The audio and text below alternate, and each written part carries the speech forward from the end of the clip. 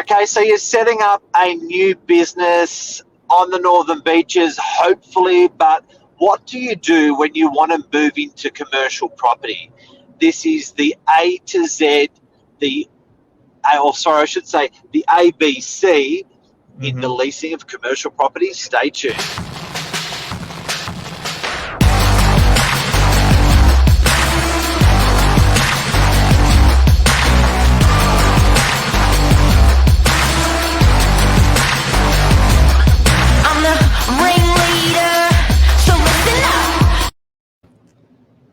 Good morning,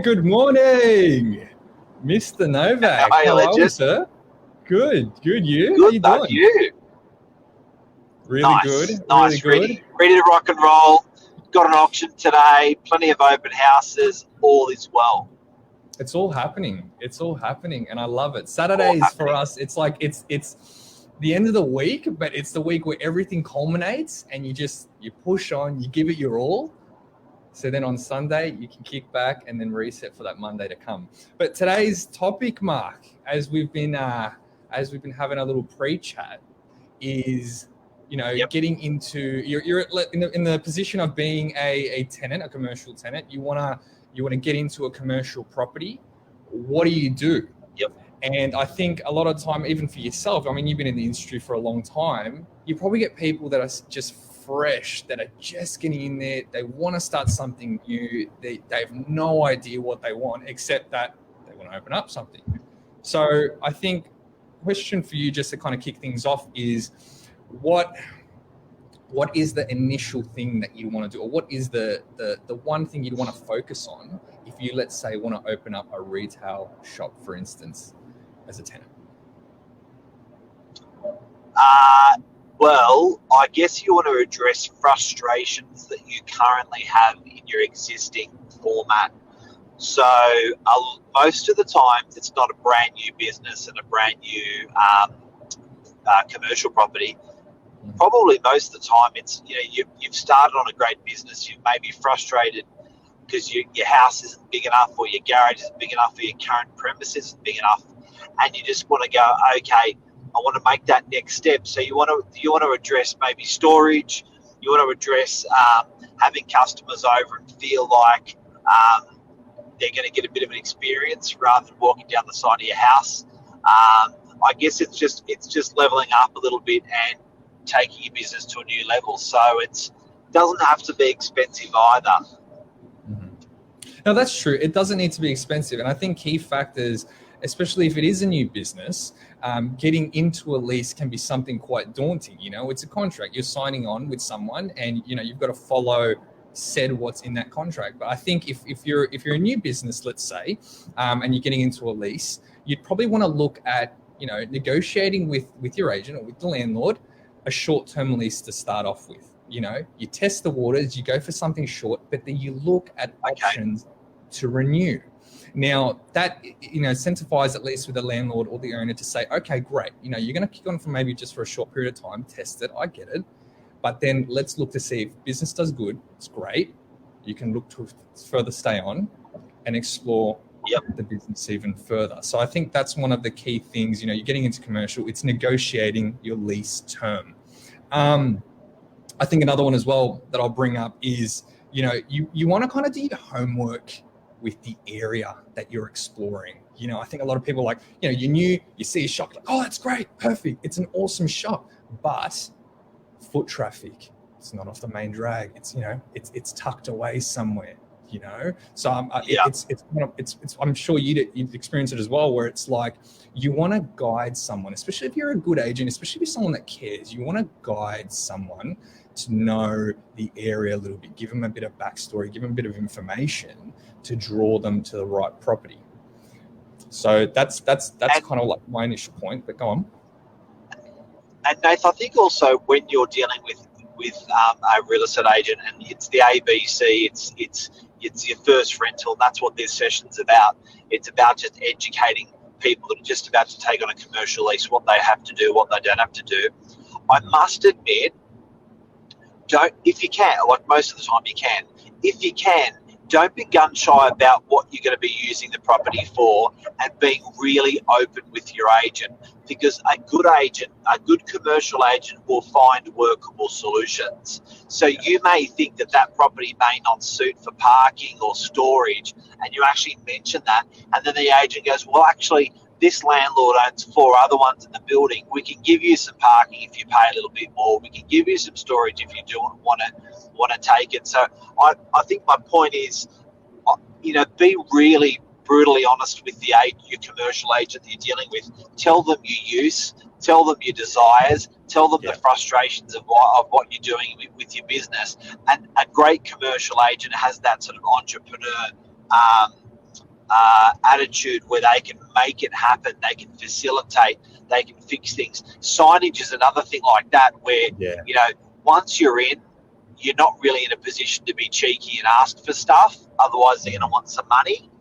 But before you go in, you can actually negotiate some really good window signage, outdoor signage, on top of the awning signage. Even if the signage isn't on your building, it could be on the other side of the street that the owner owns. Talk about these things with the agent, please. Absolutely. That's such a big key thing for an agent dealing with a new client. It's like, okay, great, you want to open up something. What is it that you want to open up? Getting really gritty with it and getting those facts right from the start, it really helps the process going right down to the very end. And I'll give you a prime example on the side of things to do with signage. I had someone that's wanted to open up, for instance, a delicatessen in Manly, one of the little shops there. Now, one of the things to look at was, okay, great, it's a retail shop. That's brilliant. It had never been anything other than just a general retail shop. Now, this person wanting to open it up as a delicatessen, if you looked at, and this is the thing, if you looked at the zoning and you looked down in terms of what was allowed and what was not allowed, it was actually borderline prohibited to open up anything like that there. But a good agent or someone that knows what they're talking about looks down at everything that you can and can't do within that zoning, and then you can see there a delicatessen can be opened up as a neighborhood shop or a neighborhood market based on consent, of course. They go through a CDC process and bang, magic happens, and they can open up that delicatessen they've been dreaming about. But that comes with experience, that comes with knowledge, and feeding someone that information that's really new to the whole thing really goes that extra step. But as far as, the little things that you can negotiate within a lease primarily, you need to know what one is to look after in the lease and what one's not to look after in a lease. And it comes down to That's a big one. That's a big one. Yes, that's a big one. And I think insurance is in that as well. Correct. And it comes down to, we pull for instance, the AC that's on the wall. Who's in charge of that in the lease? Is it the landlord or is it the tenant? And so it's one of those things where you really want to, if you're new, you want to break down and find the key responsibilities that you're obviously have to take care of in the lease versus what the landlord or the owner has to take care of. But again, Mark, what's some other things that, let's say, a newbie in the commercial leasing world needs to look out for? Yeah, look, I think that's a cracker what you mentioned. Those things that's your responsibility and the landlord's responsibility can add up to thousands or tens of thousands over the term of the lease, maybe even hundreds of thousands. Insurance, if it says simply that the tenant must look after the fire services of the building, that can actually mean that if it becomes in breach, the fire services, that the tenant could be up for massive amounts. For example, if the government makes a change where they want to have the proper piped hydrant system to the shop, just because the legislation changes in the state or federal government, that could be on the shoulders of the tenants that are in properties. So, guys, back to rental commercial for dummies. We need you to check when you're entering to a lease what your ongoing responsibilities for money is going to be. Think about insurance. Think about air conditioning. Think about another thing we've spoken about is signage, getting that right. Anything else before we sign off? I think as well, there's another thing besides just the annual amount that you'd pay. You got to think as well, there are things known as outgoings. And I think a lot of people get hit in the face with that, especially when they're new. You know, you've negotiated the price for the year, you're wrapped and you're happy. And the next thing you know, it's like, what are outgoings? Now, outgoings can vary and they're quite negotiable. You know, things to do with your building insurance that we mentioned before, land tax, it comes down to even water as well, council rates. So if you can negotiate those, or you can almost treat it as what's known as a gross lease, where those amounts are fixed into the yearly amount, you know, you don't feel like it's extra money or extra income that's coming out of you come the time that you have to pay your rent. So that's another key factor to look into. Okay, and then also, you know, you can understand people going into commercial leases and missing one or some or all of these things because it's completely different to residential. Residential doesn't have any of these costs.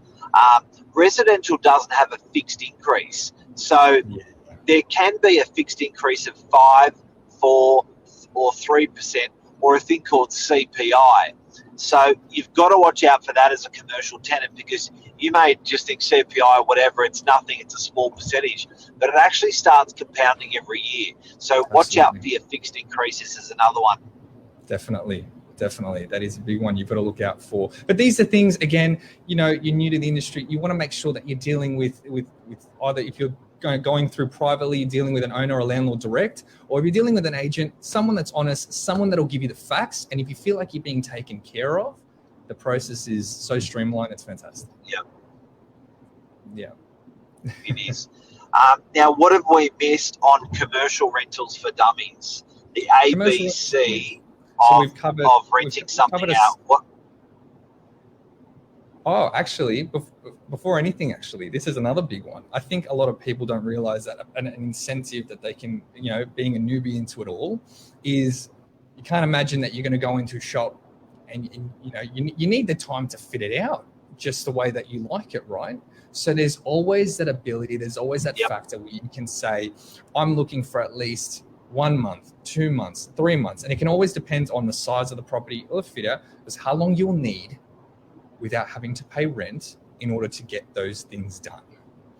And that's such a big one, because a lot of people don't realize that you can ask for that, especially when you're new. I think when you've got a bit of experience, you know that's one of the first things that you'll go about wanting to negotiate with someone. It's like, great, I'll go for that one there. I want 4 months rent free. And it's like, can it be justified? Can the owner or the landlord see that that's a realistic time frame that you need to get things done in their property? And if you can find common ground in that, that's another big one that can help someone that's new to it all. And also, guys, when you're looking at places out there for rent-free, consider the style of property is. If it's something that's been vacant for a long time, you will find the landlord may put 6 months rent-free up there for a good tenant. If it's hot shit, if it's a property that's, you know, super cool location, super cheap rent, you know, it's going to rent very, very, very quickly. The landlord's going to be less reluctant to do any rent-free or some rent-free. So just bear that in mind when you're taking a premises. Absolutely. And the one last thing I'll add to that is, apart from just the rent-free, you could always negotiate to have part of your fit-out cost, you know, being contributed by the owner, by the landlord. You know, you don't always have to just go dive deep in for some period of time of rent-free. You can explore, hey, is there any chance that you could look to you know, fork out a bit of dosh to help me with this part of my build here? And look, I'll ensure to stay for this length of time, and I'll ensure to put forward this % of annual rent review. So it's for all parties to be happy and to say, hey, you know what? I like what you're saying here. I like what this is saying here. Let's work together. And it's about working together. So that's the big thing there. Beautiful. Well, mate, hopefully this has helped someone out there, people. Hopefully we've helped you. Send this to a friend that is taking a commercial property, and hopefully we can help them out. And Mr. Commercial Expert Nathan Araya, leasing expert of the Northern Beaches, mate, thank you so much. Really good information. Have a good morning. See you guys. Take care. Cheers, See guys. you. Bye-bye. Bye.